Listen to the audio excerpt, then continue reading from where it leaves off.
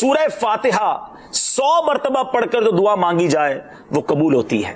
سورہ بقرہ کی تلاوت سے شیطان گھر سے بھاگ جاتا ہے۔ آیت الکرسی پڑھنے سے محتاجی دور ہوتی ہے۔ سورہ کہف کو ہمیشہ پڑھنے والا دجال کے فتنوں سے محفوظ رہے گا۔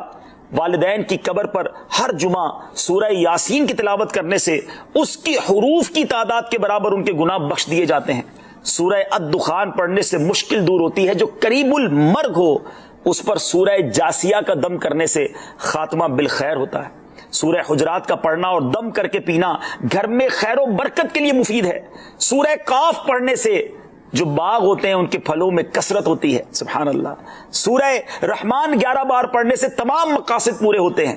سورہ واقعہ جو شخص روزانہ پڑھے گا اسے کبھی فاقہ نہ ہوگا۔ سورہ ملک کو ہر رات پڑھنے والا عذاب قبر سے محفوظ رہے گا۔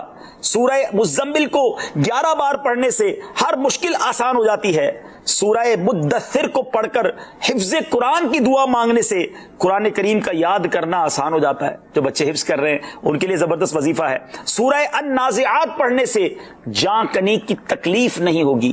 سورہ دحا پڑھنے سے بھاگا ہوا آدمی واپس آ جائے گا۔ سورہ علم نشرح کو جس مال پر پڑھ دیا جائے اس میں خوب برکت ہوتی ہے۔ سورہ تین والزیتون جو ہے 3 مرتبہ پڑھنے سے اخلاق و کردار بہتر ہوتے ہیں۔ سورہ علق میں جوڑوں کے درد کا علاج ہے۔ سورہ قدر جو صبح و شام پڑھے اللہ عز و جل اس کی عزت بڑھا دے گا۔ سورہ بینہ برس اور یرکان کا علاج ہے۔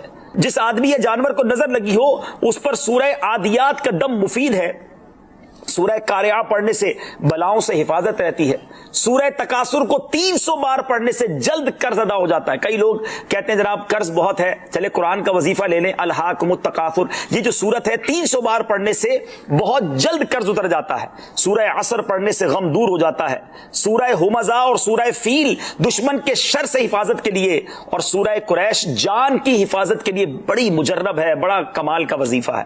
سورہ ماعون بڑی مشکل کے وقت میں پڑھنا بہت مفید ہے۔ سورہ کوثر کی تلاوت سے بے اولاد صاحب اولاد ہو جاتا ہے۔ کئی بے اولاد بھی وظائف مانگ رہے ہوتے ہیں۔ سورہ کافرون 1/4 قرآن کے برابر ہے۔ سورہ زلزال نصف قرآن کے برابر ہے۔ سورہ اخلاص 1/3 قرآن کے برابر ہے۔ اور سورہ فلق اور سورہ ناس سے جن اور شیطان اور حاسدوں کے شر سے حفاظت رہتی ہے۔ پھر کیوں نہ ہم قرآن سے دوستی کر لیں، کیوں نہ قرآن کو اپنا ورد بنا لیں۔